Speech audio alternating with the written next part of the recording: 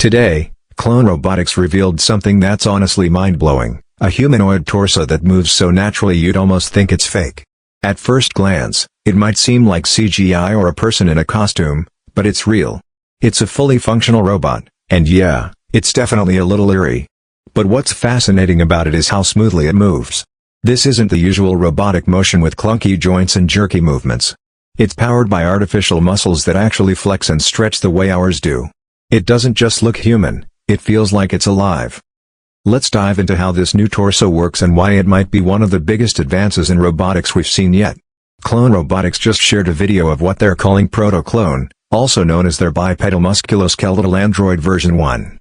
The design is inspired by human anatomy. There's a rigid spine, a solid ribcage, and a head-like shape on top, all mounted on a pelvis. Unlike older robots that were basically just mechanical frames with motors and gears, this one has an actual structure that mimics a real human body. And yes, I'll admit, it's kind of unsettling to look at. That pale skin-like covering, the exposed joints, it really does feel like something straight out of a sci-fi movie. But what's even more fascinating is that Clone Robotics isn't just copying the way we look. They're copying the way we move. The entire torso runs on battery-powered water pumps and valves. There's a flexible water bladder inside that powers the muscles. When water flows through the tubes, it creates pressure that flexes the artificial muscles, pulling tendons and moving the limbs just like in a real body. This isn't the typical approach of using motors and metal parts. This is biomechanics. It's a massive shift in how robots are designed. Fluid and pressure, not gears and pistons, are driving the motion. And while the movement of the arms and torso is still a bit jerky at times, they're actively working on improving that. It's clear this is only the beginning. Once they fine-tune the motion and reaction timing, this torso won't just move like a machine. It'll move like us. Speaking of arms, Clone Robotics has actually been working on this for years. They've built highly advanced robotic limbs that are both lightweight and incredibly strong. A few months back, they shared videos of their early torso prototypes, but this is the first time they've shown the artificial muscles working together in a full-body setup.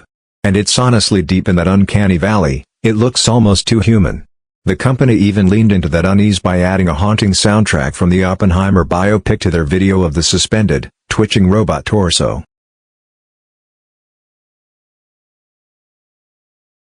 Seeing the torso was shocking enough, but then I saw the arms, and that's where things got even more intense.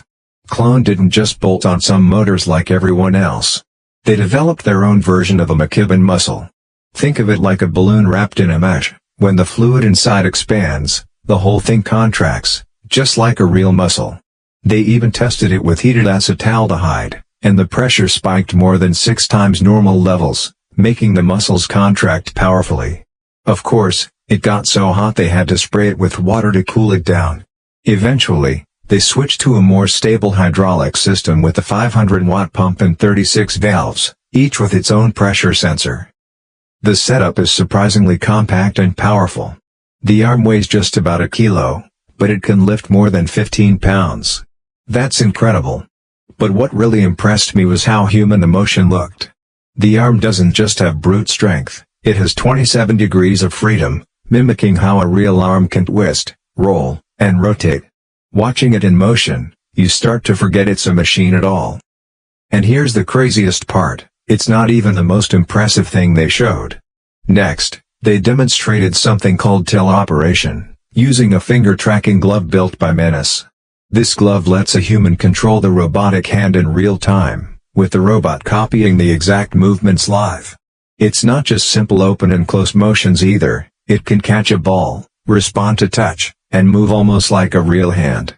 And because the hand is built with the same biomechanical structure, bones, tendons, and joints, the movements don't just look human. They feel human. It's still a work in progress, of course. Some of the finer, more delicate motions are a bit jittery. But it's way beyond what most people think robots can do. Imagine this in a surgery room, where a surgeon uses a robotic hand to assist in delicate procedures. Or in a factory, where it can assemble parts with the same precision and adaptability as a human worker. But then, they took it even further. In one demo, they showed the muscle literally starting to bleed fluid. It was leaking everywhere, but the hand didn't stop working. It just kept going, no slowdown, no shutdown. That moment really hit me. We're not just talking about machines that can mimic human motion. We're talking about machines that can endure like humans, that can keep going even when they're damaged. It's like we're watching the early stages of something that could completely redefine how we live and work. Stepping back, it's clear this isn't just cool technology. This is a fundamental shift in how we think about robots. These machines aren't just mechanical helpers anymore. They're starting to blur the line between human and machine. That's going to have a massive impact on the world. Imagine robots that don't just look human but feel human, how they move, how they respond, how they fit into our daily lives. That changes everything. In places like hospitals, schools, and even our homes, a robot that doesn't feel like a cold, mechanical assistant will be so much easier to trust, to work with, and maybe even to love. I know that sounds crazy right now, but give it a few years.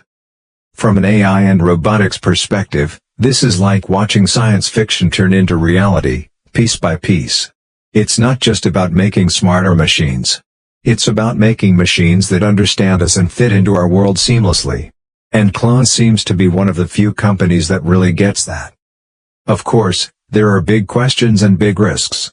But there's also so much potential for good. Personally, I'd rather be part of shaping that future than just sitting back and being afraid of it.